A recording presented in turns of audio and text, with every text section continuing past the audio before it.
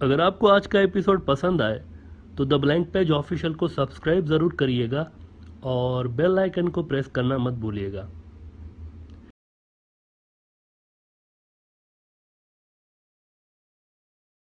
मित्रों, कल के एपिसोड में हमने साउथ एशिया के अंदर जो चाइनीज़ ब्लॉक है इसके लिए अमेरिका की ड्यूअल पॉलिसी की बात की थी और हमने एक एग्जाम्पल दिया था कि पाकिस्तान को प्रेशराइज करने के लिए कि वो ज़रा दूर रहें चाइनीज़ असर से और BRI से। इस पे अमेरिका ने पाकिस्तान को ऐसे ही फजूल में FATF के ग्रे लिस्ट में डाल रखा है। ज़रा सा पाकिस्तान कुछ अमेरिका की मफादात के ख़िलाफ़ जाता है तो वो उसकी आर्म ट्विस्टिंग करने लगते हैं। लेकिन साथ ही आप देखें कि अहम तरीन जो स्ट्रेटजिक मैटर्स हैं इनमें अमेरिका के पाकिस्तान से मुनासिब रिलेशंस भी आपको देखने को मिलते हैं। मिसाल के तौर पर अफ़गानिस्तान, आप देखें कि अमेरिका अफ़गानिस्तान को इस्लामाबाद के ज़रिए हैंडल कर रहा है, इस्लामाबाद के ज़रिए, कतर के ज़रिए नहीं, इस्लामाबाद के ज़रिए। अब पाकिस्तान अमेरिका की अफ़गान पॉलिसी का मेन पिलर है, सेंट्रल पिलर है, बल्कि काफ़ी सालों से सेंट्रल पिलर है। वहाँ आपको एक ज़बरदस्त वर्किंग रिलेशंस नज़र आता है अमेरिका और पाकिस्तान के बीच। इसी तरह हमने बांग्लादेश के हवाले से बात की थी कि वहाँ भी कुछ ऐसा ही माहौल है, ऐसे ही पॉलिसी नज़र आ रही है। एक तरफ रिलेशंस स्ट्रॉन्ग करने की बात हो रही है तो दूसरी तरफ बांग्लादेश पर सैंक्शंस भी लगाया जा रहा है।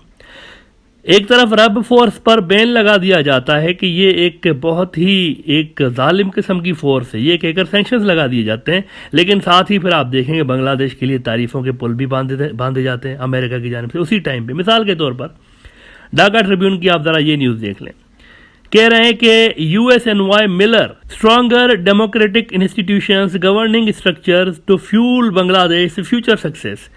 इसमें वो बांग्लादेश की तारीफ़ों के पुल बांध देते हैं मिलर साहब, और साथ ही बांग्लादेश की सक्सेस की ज़बरदस्त तारीफ़ करते हैं और फिर आखिर में कहते हैं कि ये सब ठीक है लेकिन देखें ना, डेमोक्रेसी को भी तो मजबूत करना है ना, डेमोक्रेसी ही तो बांग्लादेश की तरक्की की ज़मानत है ना, डेमोक्रेसी होनी चाहिए। इस तरह कैसे काम चलेगा?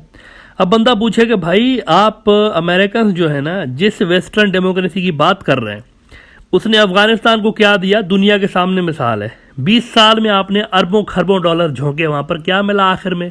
गुर्बत तो बढ़ गई, वहाँ पर कम नहीं हुई। यानी आप जब आए थे तो अफगानिस्तान इतना गरीब नहीं था जितना आपके जाने के बाद गरीब हुआ है अफगानिस्तान। ये एक फैक्चुअल चीज़ है। जब अमेरिका आया, जब डेमोक्रेसी वेस्टर्न डेमोक्रेसी नहीं थी वहाँ पर तो गुर्बत कम थी।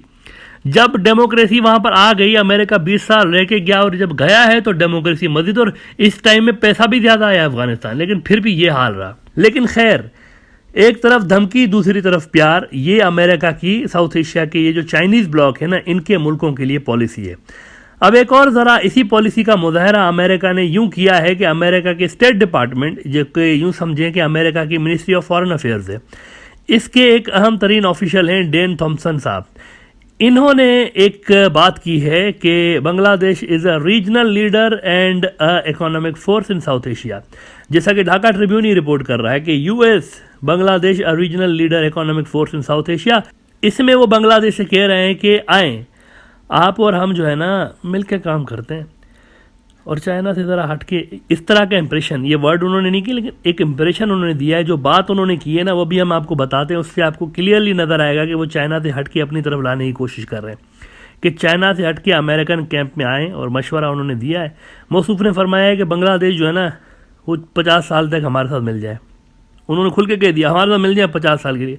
जैसे ढाका ट्रिब्यून ही रिपोर्ट कर रहा है कि let's work together to realise many opportunities in the next 50 years that our partnership will surely bring. वही बात आ गई जो हम ब्रॉडर व्यू में करते रहते हैं, काफ़ी टाइम से करते रहते हैं कि मित्रों अगले 40-50 साल का दुनिया का जो फ्यूचर है ना वो इन सालों में तय हो रहा है जिनमें हम रह रहे हैं आजकल, जहाँ से हम गुजर रहे हैं ना। ये आज का यहाँ पर चीज़ें आज के लिए नहीं हो रही, 1 साल के लिए, 2 साल के लिए, 50 साल 40 साल के लिए सिर्फ बंदियाँ हो रही हैं। और आने वाले 2-3 साल दुनिया के फ्यूचर के लिए, ख़ास तौर पर ये जो साउथ एशिया का हमारा रीजन है, इसके लिए बहुत ही इंपॉर्टेंट है। शतरंज की जो बिसात होती है ना, शतरंज का खेल अगर आप में से कोई खेलता हो, शतरंज की बिसात बिछाई जा रही है चाइना और अमेरिका की कोल्ड वॉर के लिए।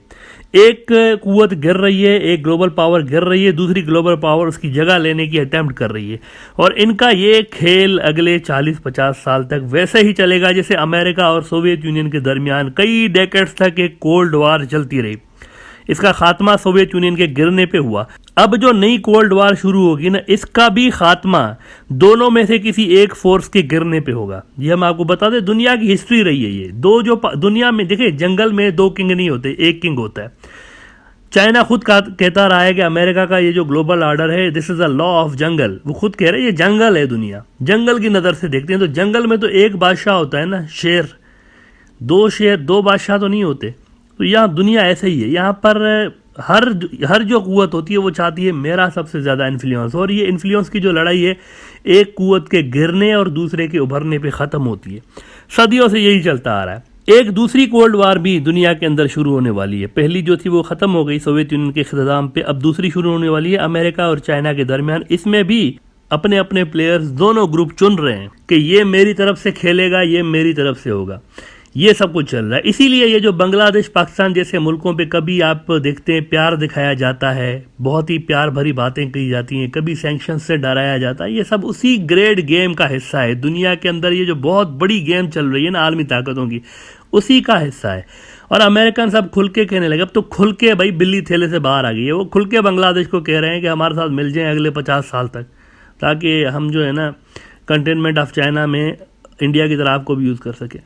पहली कोल्ड वार में अपने हरीफ रूस को तिगनी का नाच नचाने के लिए अमेरिका ने नेटो बनाया था। आप याद करें, नेटो बनाया था। इस नई कोल्ड वार में भी अमेरिका ने इंडो पैसिफिक स्ट्रेटजी लॉन्च कर दी है। BRI के साथ ही आसपास उसी टाइम के अंदर आप देखें इंडो पैसिफिक लॉन्च हुई है। उधर से BRI लॉन्च हुआ है, इधर से इंडो पैसिफिक लॉन्च हुई है। ये सब क्या दिखाता है आपको? यही दिखाता है पावर का गेम चल रहा है दुनिया में।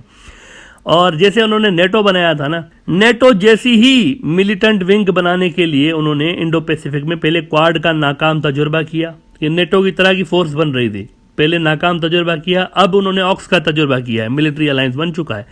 अब अगले फेज में वो चाह रहे हैं कि इस ऑक्स में या जो भी मिलिट्री अलायंस की शक्ल बनती है ना, इसमें हम रीजन के और भी मुल्कों को साथ में लाएं, खासतौर पर वो मुल्क जो कि स्ट्रेटेजिकली अहम जगहों पर मौजूद हैं। और हम हमेशा कहते हैं कि बे ऑफ बंगाल में बांग्लादेश और म्यांमार बहुत ही इंपॉर्टेंट मुल्क हैं भाई।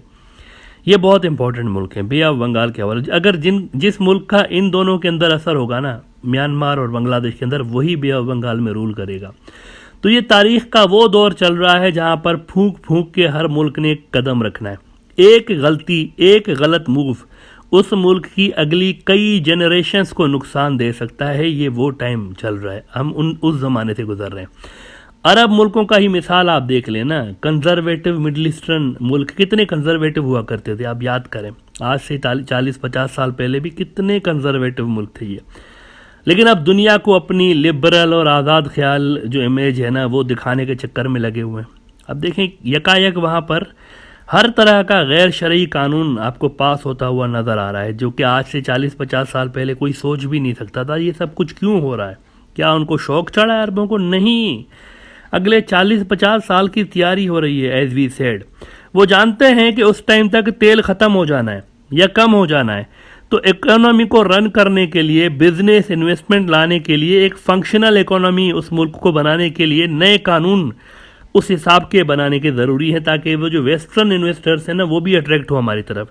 सिर्फ वेस्टर्न मुल्क नहीं, जो दूसरे भी नॉन मुस्लिम मुल्क हैं ना, उनको अट्रैक्ट करने के लिए, उनके इन्वेस्टर्स को अट्रैक्ट करने के लिए वो ये सारे कानून बनाए जा रहे हैं। तो ये गेम चल रहा है असल में। हर मुल्क असल में शतरंज की बिसात में अपनी अपनी जगह ले रहा है, अगले 50 साल का रोल तय कर रहा है।